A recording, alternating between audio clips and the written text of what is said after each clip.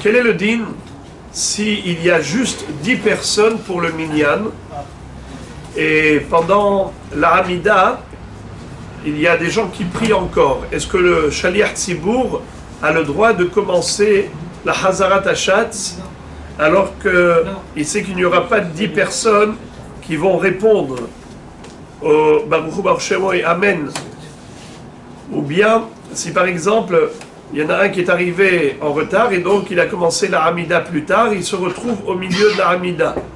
Est-ce que le Shaliach Tzibour a le droit de répéter la Hamida, c'est-à-dire faire Hazarat Hashatz, sachant pertinemment qu'il n'y aura pas 9 personnes qui vont répondre?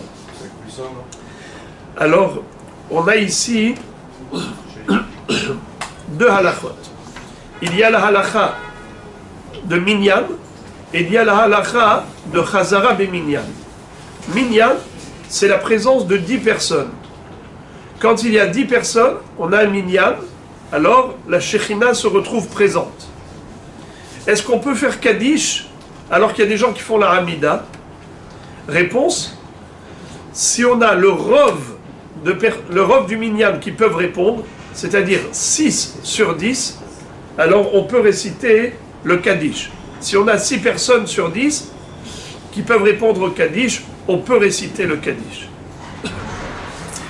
Mais au niveau de la Hazara, il est écrit dans le Shulchan Aruch Siman Kufkaf Dalet Sarif Dalet,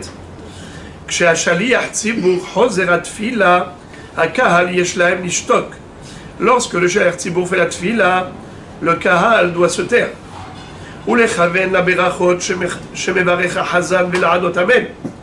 Et écouter attentivement les brachot et répondre Amen. Et s'il n'y a pas 9 personnes au moins qui écoutent la Chazara, Karov liot birkotav levatala. Alors, il est fort possible que ce soit considéré comme bracha levatala.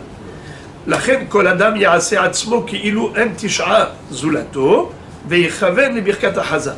Chacun doit se considérer comme si il n'y avait pas 9 personnes sans lui. Et donc il est indispensable.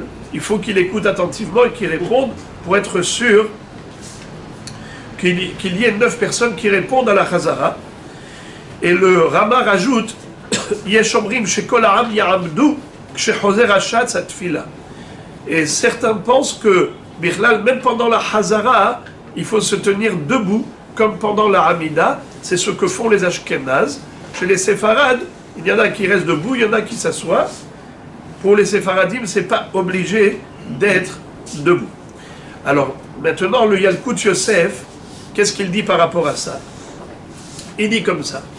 Mikol makom, im ehad me'asara ma'arich bitfilato, או שבא לבית הכנסת באיחור והוא נמצא באמצע תפילת 18, אף על פי שאינו יכול לענות עמהם, מצטרף ל10.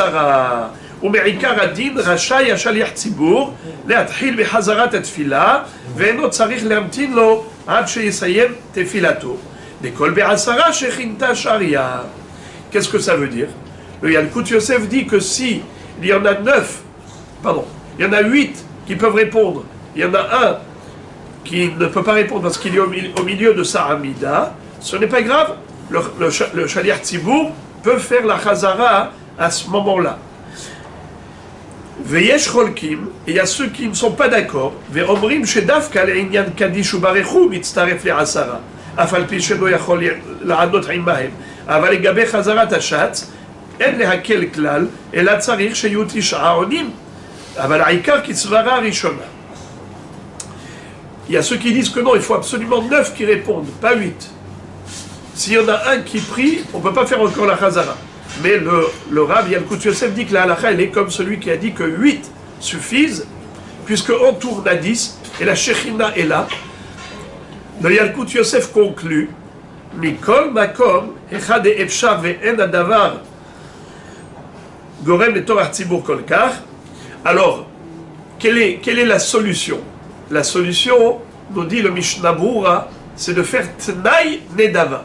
C'est quoi Tnaï Nedava? Le Shaliach Tzibour, il dit comme ça. S'il y a 9 personnes qui répondent, Hinematov. S'il n'y a pas 9 personnes qui répondent, la Hazara que je fais, c'est comme une Amida cadeau que j'offre à Hachem. Vous le savez que les tfilot remplacent les korbanot. Les prières, c'est à la place des sacrifices. Dans les sacrifices, il y a 2 sortes de sacrifices. Sacrifice obligatoire et sacrifice facultatif. Korban Hova, comme le Korban Atamid, c'était une obligation. Le matin, on avait Korban Atamid chez le Shahar, pour ça qu'on fait Shaharit. L'après-midi, on avait Korban Atamid chez le Ben Arbaim, c'est pour ça qu'on fait Minha. Mais il y avait aussi Korbanot Nedava, un homme qui voulait offrir à Dieu un sacrifice, il le pouvait, que ce soit Olat Nedava ou Shalmé Nedava. La même chose les tfilot, on peut faire Nedava. On peut offrir à Hashborou une tfila. Mais attention, la tfila qu'on offre à Hachem doit être Bekavana. Il faut même d'ailleurs rajouter dans le schéma Kolenu une prière particulière. Par exemple, demander à Hachem, la Chochma, demander à Hashborou ou quelque chose. Une réussite dans un domaine particulier, et ainsi de suite. Ce qui veut dire qu'en effet, on peut faire une tfila Nedava. Alors le Shaliach Tzibour, lorsqu'il a un safek, est-ce qu'il y aura 9 personnes qui vont répondre à la Amida, et il n'est pas sûr, qu'est-ce qu'il peut faire pour s'en sortir, pour sortir du pétrin? Eh bien, il n'a qu'à faire un Tnaï Nedava, et qu'ils disent, s'il y a 9 personnes qui répondent, alors Hinematov, c'est la Hazara en tant que Tfilat Hova. S'il n'y a pas 9 personnes qui répondent, ou la halakha est qu'il faut absolument 9 et 8, ça ne suffit pas, alors cette tefila de Hazara, je la fais en tant que Nedava. Et là, on sort du problème.